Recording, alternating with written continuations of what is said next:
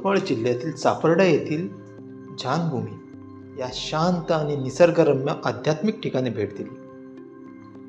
जर तुम्हाला मनशांती आणि बौद्ध पर्यटनाचा अनुभव घ्यायचा असेल तर हा व्हिडिओ शेवटपर्यंत नक्की बघा.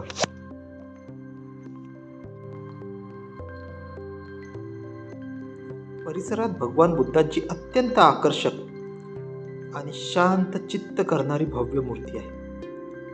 बुद्ध धर्माची संस्कृती दर्शवणारी सुंदर शिल्पे आणि कलाकृती इथे आपल्याला पाहायला मिळतात.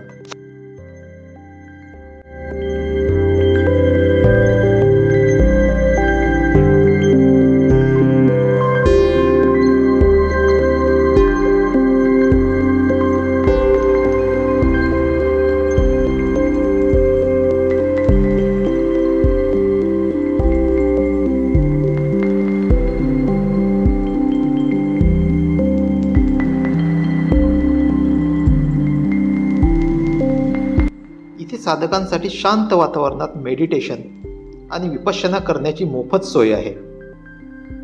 मानसिक ताणतणाव दूर करण्यासाठी आणि आत्मशांतीसाठी राज्यभरातून साधक इथे येतात.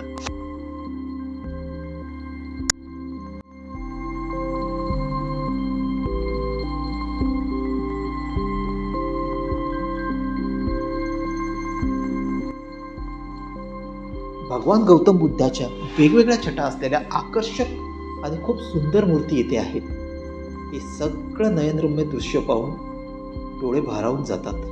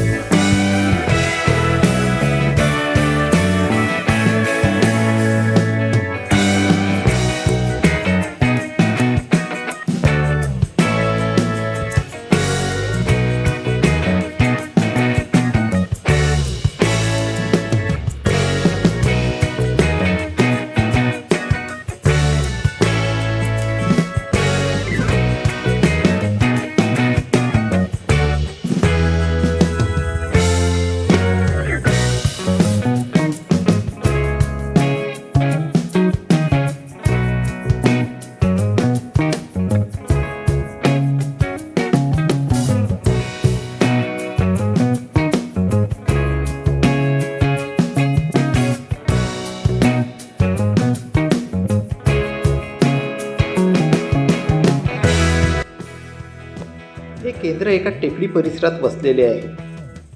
आजूबाजूला एक छोटीशी खळखळत वाहणारी नदी आहे.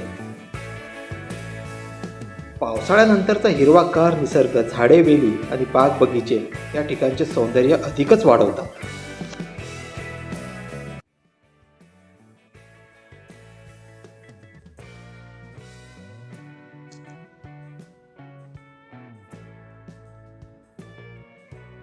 शहराच्या धावपळीपासून दूर असल्याने इथे आल्यावर मनाला प्रचंड शांतता आणि सकारात्मक ऊर्जा मिळते.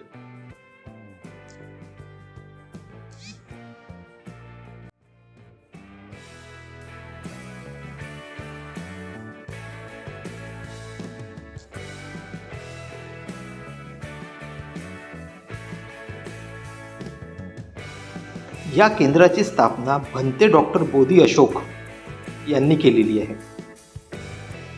भंतेजींनी अत्यंत प्रतिकूल परिस्थितीत शिक्षण घेऊन MBBS आणि MDची पदवी मिळवली. वैद्यकीय व्यवसायातून जमा केलेल्या निधीचा वापर करून त्यांनी हे भव्य ध्यान केंद्र निर्माण केलेले आहे. डॉक्टर बाबासाहेब आंबेडकर यांचे विचार, भगवान बुद्धांची शिकवण आणि विपश्यना ध्यानधारणा जनसामान्यांपर्यंत मोफत पोहोचवावी या उद्देशानेच हे केंद्र स्थापन करण्यात आलेले आहे.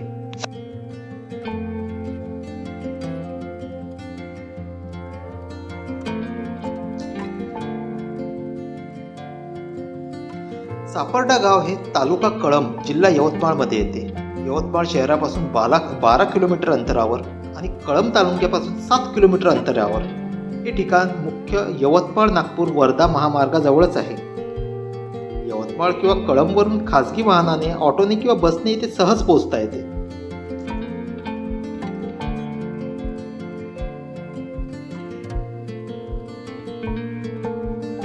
मित्रांनो, मी जेव्हा पहिल्यांदा चापर्डा येथील ध्यानभूमीमध्ये पाऊल ठेवलं तेव्हा मला असा अनुभव आला तो शब्दात सांगणं कठीण आहे. शहराच्या धावपळीपासून दूर, निसर्गाच्या कुशीत वसलेल्या या जागेत एक वेगळीच जादू आहे. इथे आल्यानंतर मनाला इतकी शांतता मिळाली आणि एक वेगळ्याच प्रकारची पॉझिटिव्ह ऊर्जा जाणवली जी मी आधी कधीच अनुभवली नव्हती. भगवान गौतम बुद्धांची ती भव्य मूर्ती, तो शांत परिसर आणि ती निसर्गरम्य शांतता, मनातील सर्व ताणतणाव क्षणात गायब होतात.